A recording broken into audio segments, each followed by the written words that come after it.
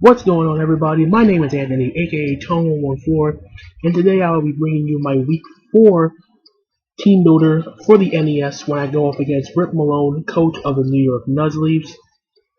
If you missed our last battle, I came off. The Maine Red Clawitzers came away with a 3-0 victory, and we are now 3-0 on the season. Now, it's been a pretty good start for me, all things considered, which I was hoping for at the beginning.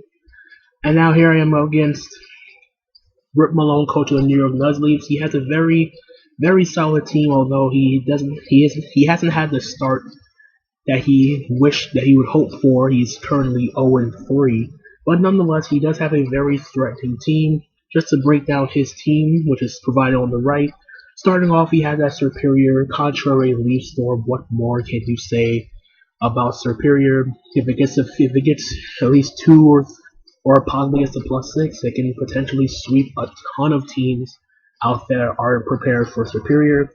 He has the Bisharp, a nice solid Pokemon which access to Sword Stance, can potentially run an Assault Vest set, has access to priority with Sucker Punch, Stab, Knockoff, good solid typing overall. He has the Sableye, can mess up my strategies a bit with that Prankster, access to recovery, has Will-O-Wisp, Taunt, Knockoff again, other utility purposes. He has the Crobat, a Pokemon I am very familiar with in another league. With Choice Banded, Brave Bird can potentially 2-hit KO a bunch of Pokemon that is not resistant. Very fast, base 130 speed, an overall solid Pokemon in general. He has the Seismic Toad, a good offensive check for my Manaphy. Good bulky Stealth Rock setter, can also potentially go offensive with a Rain Dance Swift Swim set. Electivire, it's a very good mixed attacker, very good offensive stats on both the physical and the special side. Has a kind of good base 95 speed, and is a good mixed wall breaker in general. He has the Mecha Gallade, another good Pokemon, another Sword Stance Sweeper, can complement Bisharp very well. Stab Close Combat, Stab Zen Headbutt, getting access to priority with Shadow Sneak, a very threatening mon if it gets off the Sword Stance. Has the Cloyster, another potential threat. A very good user of Shell Smash, Skill Link Icicle Spear, Skill Link Rock Blast, always hitting 5 times, priority with the Ice Shard. He has the Moltres here, which I don't really see coming in my case. I mean, it's a very good attack. He's a very good special attacker. Has access to its hidden ability in Flame Body when it screw up my physical attackers. But I feel as though the Stealth Rock weakness will hinder it quite a bit. He has the Diggersby, which huge power, stab, return, frustration, access to Earthquake, another knockoff user, priority with quick attack, just a menace. And also has another access to Sword Stance too, so he has a lot of physical sweepers on his team. And last but not least, he has the Empoleon, good bulky defogger, has access to Stealth Rock, can scald, can do all sorts of things, mostly a defensive set, could potentially run an agility set, but I don't see happening in this case. So there's a breakdown of my opponent's team. Now as for the team I'm currently bringing to hopefully counteract these 11 Pokemon, first Pokemon you see on the screen here, we have once again our Centikill, the Scolipede, rocking Life Orb Speed Boost as usual, with Protect, Poison Jab, Earthquake, and Rock Slide this time. I was kind of debating the moveset somewhat, whether I should run Poison Jab over Megahorn, stuff like that, as no matter what, I just wanted something that could hit that superior. The reason why I went for Poison Jab over Megahorn simply because I did not want to risk Megahorn missing, and it would be a pain for me if it did. And while the Seismitoad does resist Poison Jab, the chance to get a poison off is a plus for me to wear that thing down. EV spread, kind of convoluted like before, but pretty straightforward in a sense of max attack with the adamant nature, hit as hard as possible. 92 EVs in speed will let my Scolipede outspeed a Jolly max speed Diggersby or a potential Scarf Diggersby at +1, 108 HP to hit a life orb number, and 28 EVs in defense and special defense to kind of balance out its defenses just a bit. Now, moving on to our second Pokemon here, we have Susume Bachi, our Nidoqueen here. No choice scarf this time, instead we are rocking the Assault Vest this go round. The main reason why is because I felt as though if I brought Choice Scarf, I did not want to become setup fodder if I beat the Superior and then he goes out into Bisharp on my Sludge Wave and I'm blocking a Sludge Wave and I have to switch out, giving him a free turn to do whatever he wants. So I figured Assault Vest would do me better this time around just to give me a superior check in a sense, as it can deal with Superior at... It can take one Leaf Storm, potentially two, retaliate with a Sludge Wave and knock out the Superior, which is the main reason why I have Assault Vest on this Nidoqueen. The moveset itself, Sludge Wave and Earth Power for stab. Sludge Wave hits the Superior, Earth Power is there for the Electivire. And the Empoleon, Ice Beam hits the Superior again, hits the Crobat. And the fourth move was kind of redundant as it didn't need the extra coverage. Ice Beam also hits the Diggersby, forgot about that. I was going to run Thunderbolt, as it does hit the Crobat, hits the Empoleon, but Earth Power hits the Empoleon already, Ice Beam already hits the Crobat. So I figured it was kind of redundant coverage. So I figured, why not just run Dragon Tail? He has a bunch of setup sweepers on his team I did not want to be taken advantage of, so I figured put Dragon Tail on this Nidoqueen, phase stuff out, just try to rack up entry hazard damage. EV spread, max special attack, hit as hard as possible. 212 speed with a timid nature will let me outspeed a jolly max speed Bisharp. Excuse me. With the rest put into defense, give it a little bit of physical bulk. As even without the Life Orb, Nidoqueen can still potentially 2-hit KO a bunch of Pokemon on his team, which is what I'm aiming for in this battle. Now moving on to our third Pokemon here, we have Athos, the Cobalion here, rocking a very unique set this time around, no offensive set. It is a physically defensive Chople Berry set with Sacred Sword, Metal Burst, Volt Switch, and Thunder Wave. And the reason why Cobalion is on this team simply because it is my response to Bisharp, as if Bisharp is not running a fighting type move, Cobalion walls this for days. The reason why I have Sacred Sword over Close Combat, I didn't want the defense drops to come into play if I have to use Cobalion against Mega Gallade, which is its other purpose, as if Bisharp is walled by my Cobalion, Mega Gallade can come in and deal with Cobalion itself, which is why I'm running the Chople Berry to take a super effective fighting attack, retaliate with a Metal Burst. Hopefully it will knock it out, but Metal Burst is not like Counter or Mirror Coat. It doesn't do 2 times the damage, it only does 1.5, but it would eventually do enough to where if Athos cannot take it out, then one of my other Pokemon can come in and finish off Mega Gallade. Volt Switch for momentum. I give Pivot out on everything except for the Electivire and the Diggersby. And Thunder Wave is here just to slow down faster threats like the Crobat, like the Superior by cashing on the Switch, stuff like that.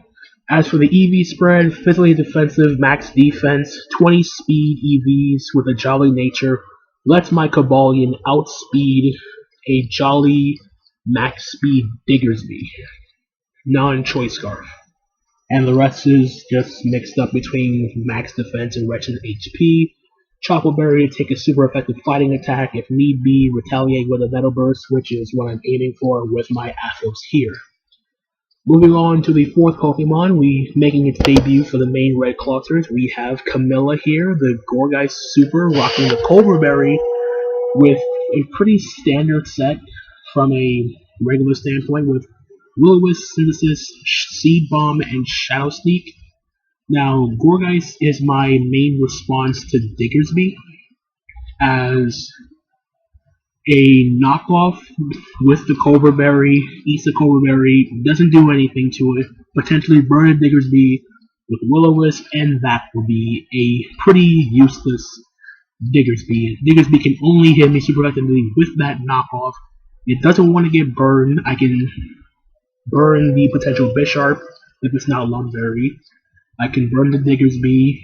I can burn the Electivire if it's not physically, if it's not mixed offensive with like Flamethrower.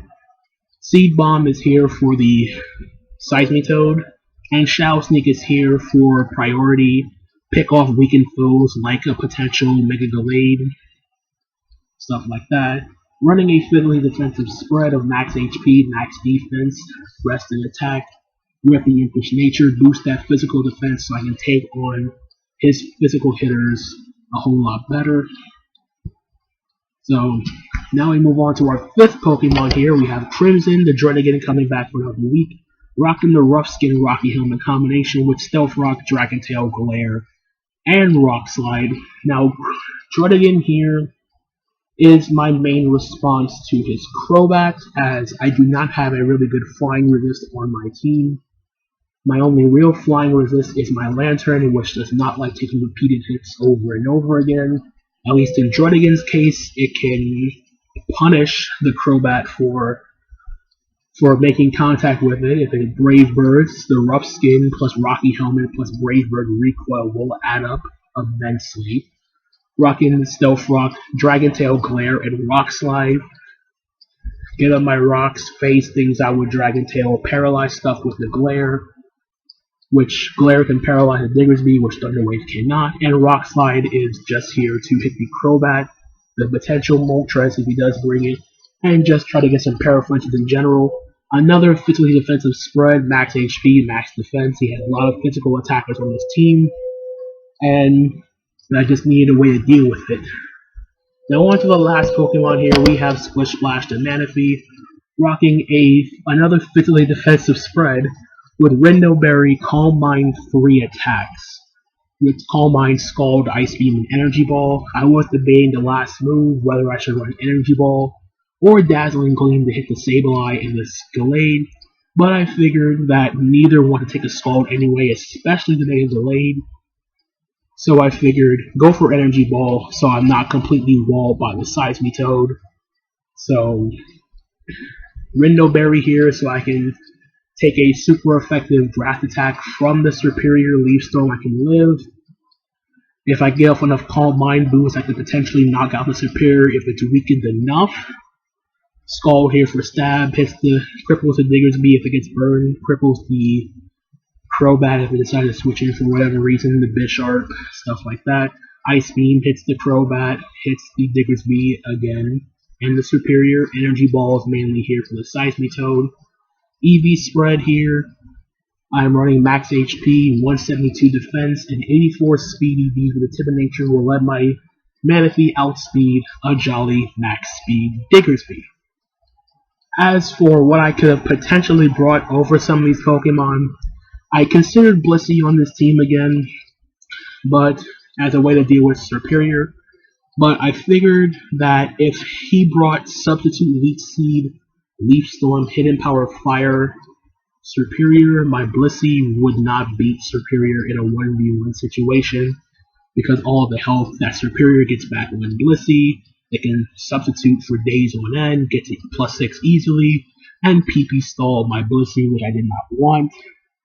I also could have brought Mega Gardevoir this week, but I figured that there was too much there was too many threats to me to deal with.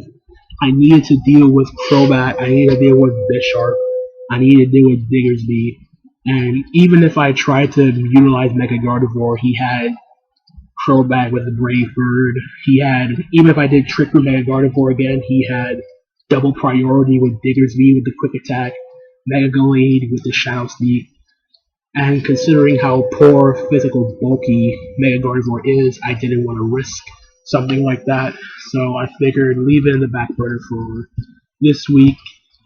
And as for what I predict my opponent to bring, I expect the Superior to come. I'm predicting the Crobat for sure, the Mega Gallade, the Diggersby.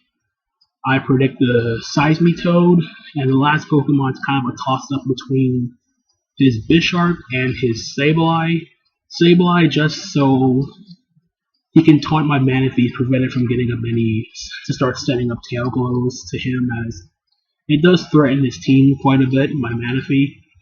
I don't see the Empoleon coming simply because I do have ways to deal with it. I have the Blissey.